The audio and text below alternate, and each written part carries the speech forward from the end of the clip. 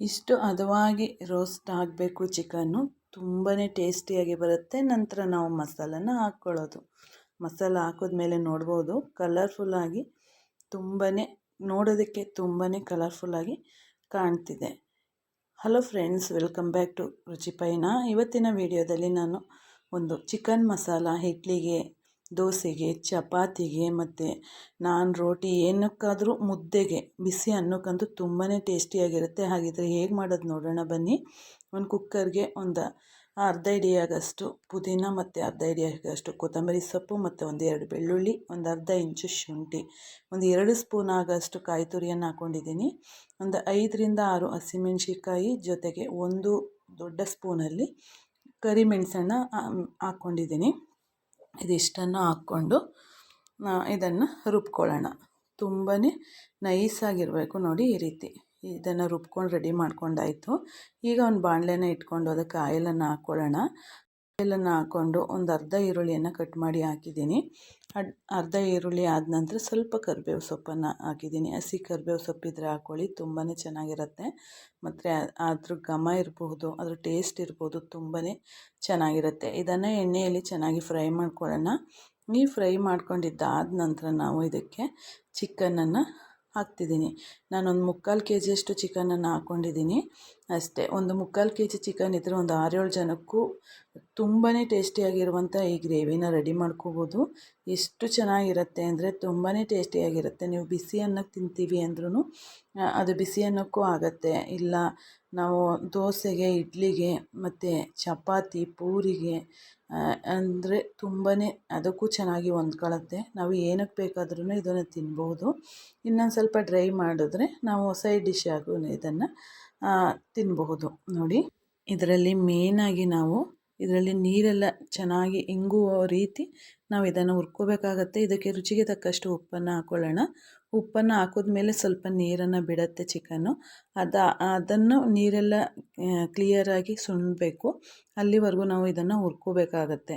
ಇದಕ್ಕೆ ಒಂದು ಸ್ವಲ್ಪ ಒಂದು ಚಿಕ್ಕ ಸ್ಪೂನ್ ಆಗೋಷ್ಟು ಅರಿಶಿನದ ಪುಡಿಯನ್ನು ಹಾಕೋತೀನಿ. ಇದನ್ನು ಹಾಕೋದ್ರಿಂದ ಇದರಲ್ಲಿರುವಂತಹ ಬ್ಯಾಡ್ ಸ್ಮೆಲ್ಲೆಲ್ಲ ಹೋಗುತ್ತೆ. ಅರಿಶಿನದ ಪುಡಿ ಹಾಕಿಯೇ ಈ ಚಿಕನನ್ನು ಹುರ್ಕೋಬೇಕಾಗತ್ತೆ. ಇದೊಂದು ಸ್ವಲ್ಪ ರೋಸ್ಟ್ ಆದ ನಂತರ ನಾವು ಇದಕ್ಕೆ ಚಿಕನ್ ಮಸಾಲ ಪೌಡರನ್ನು ಹಾಕೋತೀನಿ. ಒಂದು ದೊಡ್ಡ ಸ್ಪೂನ್ ಆಗೋಷ್ಟು ಇದಕ್ಕೆ ನಾನು ಚಿಕನ್ ಮಸಾಲ ಪೌಡರನ್ನು ಹಾಕೋತೀನಿ. ಇದು ರೆಡಿಮೇಡಲ್ಲಿ ತಂದಿರುವಂಥದ್ದು, ಅಂಗಡಿಯಿಂದ ಚಿಕನ್ ಮಸಾಲ ಪೌಡರ್ ಅಂತ ಕೊಡ್ತಾರೆ. ಅದು ಹಾಕಿದ್ರೆ ತುಂಬಾ ಟೇಸ್ಟಿಯಾಗಿ ಬರುತ್ತೆ ಈ ಗ್ರೇವಿ. ನೋಡಿ, ಇದೊಂದಿದ್ರೆ ಸಾಕು. ಇದಿಷ್ಟರಲ್ಲೇ ನಾವು ಚಿಕನನ್ನು ಸೈಡ್ ಡಿಶ್ಶಾಗಿ ತಿನ್ನಬಹುದು. ಈ ಪೌಡರ್ನ ಹಾಕಿ ಚೆನ್ನಾಗಿ ಫ್ರೈ ಮಾಡಿಬಿಟ್ರೆ ಅದೇ ಒಂದು ನಮಗೆ ಸೈಡ್ ಡಿಶ್ಶಾಗಿ ಆಗುತ್ತೆ. ನಮಗೆ ಸ್ವಲ್ಪ ಗ್ರೇವಿ ಬೇಕು ಅಂದಾಗ ಸ್ವಲ್ಪ ಮಸಾಲನ ಹಾಕೋಬೇಕಾಗತ್ತೆ. ಹಂಗಾಗಿ ಇದು ತುಂಬಾ ಟೇಸ್ಟಿಯಾಗಿ ಬರುತ್ತೆ. ಇದೊಂದು ಚಿಕನ್ ಮಸಾಲ ಒಂದಿದ್ರೆ ಸಾಕು. ನೋಡ್ತಿದ್ದೀರಾ, ಚಿಕನ್ ಮಸಾಲ ಹುರಿದದ್ದೆಲ್ಲ ಎಣ್ಣೆ ಮೇಲೆ ಬರೋ ರೀತಿ ನಾನು ಇದನ್ನು ಚೆನ್ನಾಗಿ ಫ್ರೈ ಮಾಡ್ಕೊಂಡಿದ್ದೀನಿ. ಈಗ ನಮಗೆ ಗೊತ್ತಾಗ್ತಿದೆ, ನೋಡ್ತಾ ಇರ್ಬೋದು, ಚಿಕನ್ ನೀರೆಲ್ಲ ಸುಂಡಿ ನಮಗೆ ಎಣ್ಣೆ ಎಲ್ಲ ಮೇಲೆ ಬರ್ತಿದೆ. ಈಗ ನಾವು ಮಸಾಲನ ಅದಕ್ಕೆ ಹಾಕ್ಕೊಳ್ಳೋಣ. ಮಸಾಲ ಅಂದರೆ ಲೈಟಾಗಿ ಹಾಕಿರುವಂಥದ್ದು. ಇದಕ್ಕೆ ಹೆಚ್ಚಿಗೆ ಮಸಾಲ ಹಾಕೋರು ಚೆನ್ನಾಗಿರೋದಿಲ್ಲ. ನಾನು ಹೇಳಿದ್ನಲ್ಲ, ಫ್ರೈ ಮಾಡ್ತಿರುವಾಗಲೇ ಅದನ್ನು ತಿನ್ನಬಹುದು ಅಂತ. ಇದಕ್ಕೆ ಲೈಟಾಗಿ ಒಂದು ಸ್ವಲ್ಪನೇ ಕಾಯಿ ಹಾಕಿ ನಾನು ಮಸಾಲ ಪದಾರ್ಥ ಎಲ್ಲನೂ ಹಾಕ್ಕೊಂಡು ಇದನ್ನು ಸಿಂಪಲ್ಲಾಗಿ ನಾನು ರೆಡಿ ಮಾಡ್ಕೊಂಡಿದ್ದೀನಿ.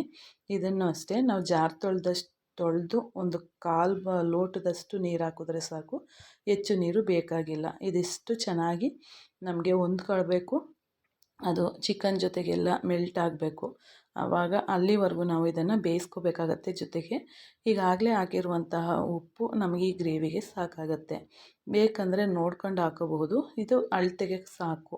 ನೀವು ಮಾಡುವಾಗ ಸ್ವಲ್ಪ ರುಚಿ ಕಡಿಮೆನೇ ಮಾಡ್ಕೊಳ್ಳಿ. ಯಾಕೆಂದರೆ ಗೊತ್ತಿಲ್ಲದೆ ಹೊಸ್ದಾಗಿ ಮಾಡುವಂಥವರು ರುಚಿ ಜಾಸ್ತಿ ಆಗಿಬಿಟ್ರೆ ನೀವೇನೇ ಚೆನ್ನಾಗಿ ಮಾಡಿದ್ರೂ ಅದು ಗ್ರೇವಿ ಚೆನ್ನಾಗಿ ಬರೋದಿಲ್ಲ.